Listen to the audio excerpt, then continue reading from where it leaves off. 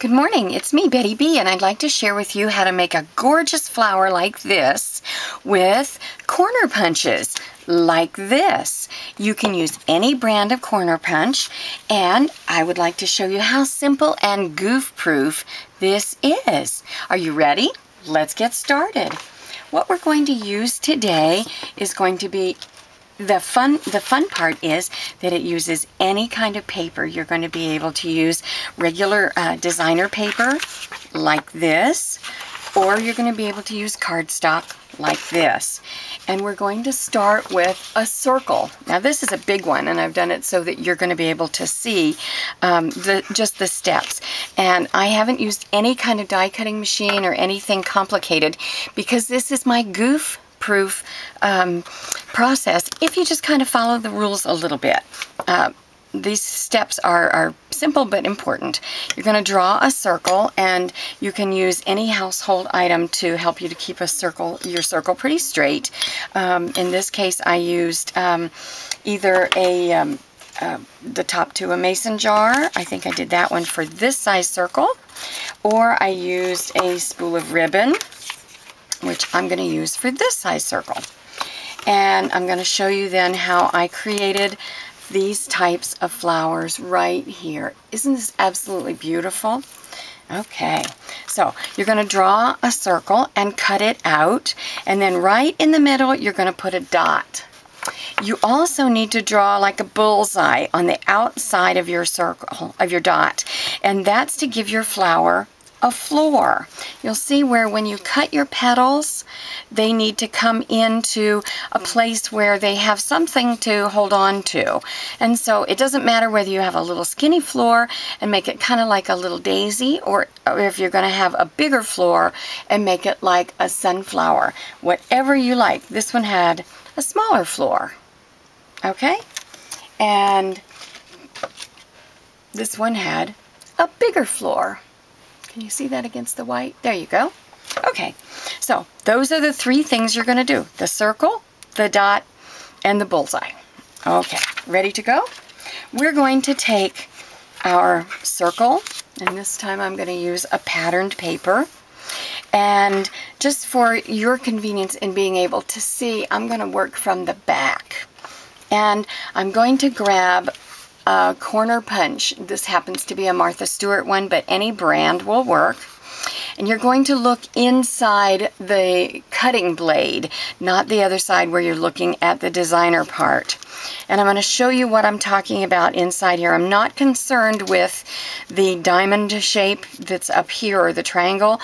I'm only concerned about the actual design of the blade itself, and I'm going to kind of liken it to a baseball diamond or the field. And up here would be where the catcher is, and right here is where the batter is. That's the important part. And here we have first base, second base, and third base. We're not worried about a bit about second base or the pitcher out this way, but we're only worried about where the pitcher is, first base, and third base. Okay, we're going to insert the paper right so we can get this paper right up to where the batter is, not where the catcher is. Okay, we're not going to insert the paper all the way like that, or even all the way up to where the catcher would be. We only want to insert it right to the edge of the design element, right up there. And we want to make sure, I guess I better put these other two things in so you can see them. We're going to have our center, and then I'm going to draw in the floor of my flower. I want to make sure that the squared off part of my punch down here is pointed toward the dot. And then with the design element right on the edge, I'm going to punch. And then, oh, I didn't get a clean punch there. We're going to have to come back and fix that. And we're going to turn our paper, and I'm going to make sure that I can see in the hole, third base, I can see the hole that was punched from first base over here. Okay, right in there. I can see that. Punch and turn. And I'm going to go all the way around. Now, the most exciting part about this type of flower element It does not matter what size your circle is, because I started off worrying about, oh my goodness, the diameter of the circle, the circumference of the circle, the next thing you know, you're getting into pi and all that stuff that this little girl does not do. I don't do that mathy stuff. I am so right-brained and not left-brained that it's not even funny. So, what I did was decided to give this a try, and I have to admit that I have not seen this on anyplace else. I went looking. I found grids. I found other types of things when people had used corner punches, but I hadn't seen them make flowers, and I hadn't seen them get to where they didn't care what kind of design you were going to get. Got a little piece of paper in the way here. Because we're going to actually use any little leftovers. So I don't have to measure how wide my design element is. All right. Now, at the very end here, I need to know, or I guess, whether I'm going to be able to get a full punch in there or not. And in this case, it's not. There's not quite enough room for a whole design punch left here between first base and third base. Good. We're not going to worry about that. Let me just get this out of the way. And I didn't get a perfect punch everywhere, but it's okay. All right? I'm going to clean that up right now with my scissors. And right here where we have this extra, this is exactly what we're going to be working with. This is fine. It's good to have this extra. So my next step is going to be the only cut that I'm going to make that goes all the way to the middle of the dot, that dot that's way down there in the middle of the flower. And I'm going to cut a shape that's kind of like a petal, and I'm actually going to cut off that first bump on this design element, and that's going to allow me to make a petal shape. Okay? Now, I'm going to move over this way, and I'm going to repeat that, and I'm only going to the bullseye. You're going to see just what I mean. And right here, see where I kind of curved that around a little bit? I'm going to come to this side, and I'm going to take that little piece out right to the bullseye. And I'm going to snip this away. And you're going to see where my flower is starting to take place. So I'm coming to this side and do it again. And I will just come right all the way down here and take that away. This works for any style of punch. You can just decide what kind of punch, what kind of flower petal you like. There we go. And we're just going to take away a tiny little bit. If you don't want to take anything away, you don't have to. You can just leave it so that all your petals touch. All right, we're going to keep this up. See, we got a little bit of extra right here. That's fine. When we shape our little petal, it just cleans itself right up. And take that out, right down to our bullseye, right to the floor of our flower. And snip this out of there. Oh, got a little tiny piece there that we don't want.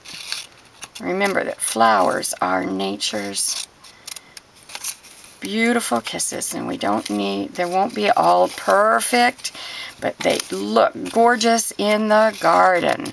And on my blog, which is bettybrett.blogspot.com, you will see an entire flower arrangement of these beauties where I have put them into a vase. And oh, the different designs are so exciting and beautiful.